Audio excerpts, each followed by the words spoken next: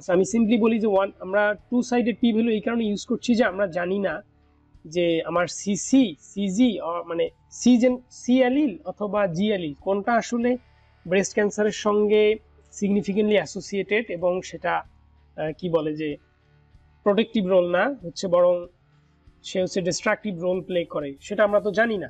Destructive role play করবে নাকি protective role play করবে সেটাও জানি না। ওকে, আবার যারা একটু ব্রিলিয়েন্ট তারা এখানে একটা প্রশ্ন করে বসে যে আচ্ছা আপনি তো সিসি জেনোটাইপকে অলরেডি রেফারেন্স ওয়ান ক্যালকুলেট করেছেন, তাহলে আপনি বোঝাতে চাচ্ছেন যে সিজি বা জিজি জেনোটাইপ সেটা ব্রেস্ট ক্যান্সারের সঙ্গে অ্যাসোসিয়েশন, অর্থাৎ একটা ডিরেকশন ওয়ান সাইডেড করেই দিয়েছেন যে ওই ডিরেকশনেই অ্যানালাইসিসটা আগাবে। তাহলে কেন এটা আবার টু সাইডেড না হচ্ছে? আচ্ছা গুড, এটার আনসার হচ্ছে যে আমরা কিন্তু জানি না যে সিসি জেনোটাইপকে রেফারেন্স ওয়ান ক্যালকুলেট করার পর, অর্থাৎ এই ওয়ানটা ক্যালকুলেট কিভাবে এসেছে যে কেইজের অ্যামাউন্ট কত এখানে 88, দেখুন এই যে 88 ডিভাইড বাই 113। এটাকে এটা যদি আমরা ভাগ করি তাহলে যে ভ্যালুটা আসে, আচ্ছা আমি যে ভ্যালুটা আসে এটা হচ্ছে 0.70। আচ্ছা 0.70, আচ্ছা 0.70 হচ্ছে এখানে, অর্থাৎ এদের মধ্যকার ডিফারেন্সটা হচ্ছে 0. আচ্ছা এদের যে রেশিও সেটা হচ্ছে 7.70। আচ্ছা অর্থাৎ 0.70 রেশিওকে তারা কত ধরেছে? 1 ধরেছে, এটাকে এইভাবে 1 ধরেছে। আচ্ছা তাহলে পরবর্তীতে আমাদের এই 49 কেজের 49 ডিভাইড বাই যদি আমরা 32 করি তাহলে আসে যে 1.53। আচ্ছা তাহলে যখন 0.70কে 1 ধরা হচ্ছে তাহলে 1.53 কত হবে? এটা নর্মাল যে ক্লাস 5-এর আমাদের পাটিগণিত সেই ক্যালকুলেশনই হবে। যেমন ধরুন যে তাহলে এটার ক্যালকুলেশনটা এইভাবে আসে যে 0.70 সমান যদি 1 হয়, বা সিম্পল ক্যালকুলেশনে যে $0.70 সমান যদি 1 টাকা হয় আমাদের বাংলাদেশে, তাহলে $1.53 সমান কত টাকা হবে সেই ক্যালকুলেশনটা এখানে, যদিও ডলারের দাম অনেক বেশি এটা এখানে এক্সাম্পল হিসেবে যায় না। আচ্ছা আমরা ক্যালকুলেশনটা করে দেখাচ্ছি আমি। তাহলে ক্যালকুলেশনটা এইভাবে আসবে যে 1 ডিভাইড বাই 0.70 দেন মাল্টিপ্লাই করে আমরা এখানে লিখছি 1.53। এইটা এইভাবে করলে দেখবেন যে আপনি পরে এই যে 1.97 রেজাল্ট আসে। ওকে, এটা না বুঝলেও চলবে, এখানে আমরা এটা নিয়ে কনসার্ন না। ওকে ওকে দেখুন, আমি সিসি জেনোটাইপকে রেফারেন্স ওয়ান ক্যালকুলেট করার পরও কেন সিজি এবং জিজি জেনোটাইপ এবং জিজি জেনোটাইপের দিকে ডিরেক্ট করে বলে দিচ্ছি যে তারা ব্রেস্ট ক্যান্সার সঙ্গে অ্যাসোসিয়েটেড কি অ্যাসোসিয়েটেড না সেটা দেখছি, বাট তারপরও আমি বলছি যে এটা ওয়ান সাইডেড না, টু সাইডেড স্টাডি। এই কারণেই আমি কিন্তু জানি না যে এই যে অডস রেশিওর ভ্যালুগুলো 1-এর উপরে যাবে নাকি 1-এর থেকে কম আসবে। যদি 1-এর উপরে যেত, যেমন এখানে হয়েছে 1-এর উপরে গিয়েছে এবং ডিফারেন্সটা পি ভ্যালুর সাপেক্ষে সিগনিফিকেন্ট, অর্থাৎ এটা বলতে চাচ্ছে যে 1.97 টাইমস সিজি জেনোটাইপটা ব্রেস্ট ক্যান্সারের পেশেন্টের সঙ্গে অ্যাসোসিয়েটেড বা ব্রেস্ট ক্যান্সার ঘটাচ্ছে।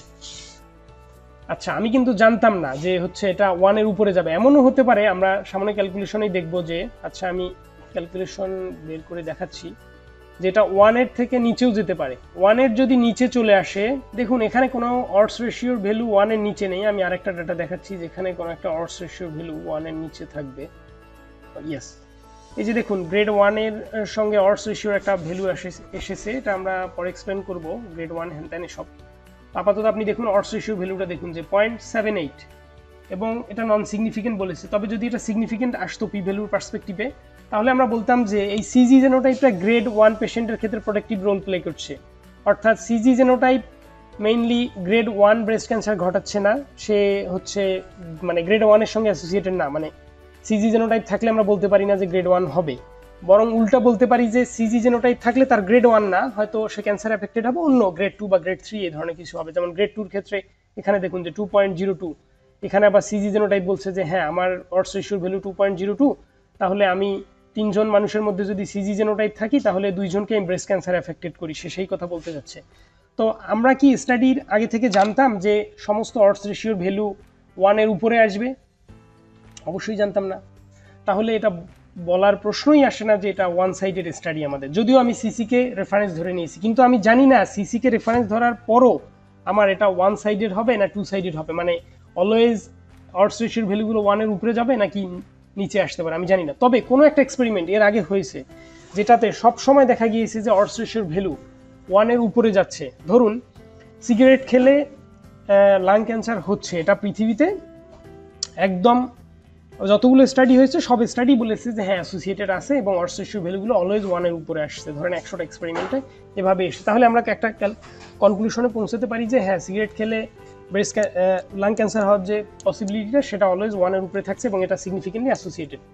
তো সেক্ষেত্রে আপনি এবার যেটা করতে পারেন যে ডিফারেন্ট সিগারেট টাইপস নিয়ে স্টাডি করছেন, কি যে এবার হচ্ছে বেনসন, তারপর গোল্ড লিপ, এরকম সামথিং যে ডার্বি সামথিং যে সিগারেট টাইপগুলো রয়েছে, আপনি সেগুলো নিয়ে স্টাডিতে যেতে পারেন যে এগুলোর মাঝে তো এগুলো তো সবই সিগারেট, সব সিগারেট থেকেই লাং ক্যান্সার হচ্ছে, এটা অলরেডি প্রমাণিত। তো কোন সিগারেট থেকে লাং ক্যান্সারের কি বলে যে রিস্কটা বেশি আসছে, আপনি যখন সেই বেশি রিস্ক আপনি ধরে নিয়ে অ্যাপ্রোচ করছেন যে রিস্ক আছে সেটা ওয়ানের উপরে এবং আপনি দেখতে যাচ্ছেন কোনটাতে বেশি রিস্ক, সেক্ষেত্রে আপনি হচ্ছে ওয়ান সাইডের পি ভ্যালু ক্যালকুলেট করবেন।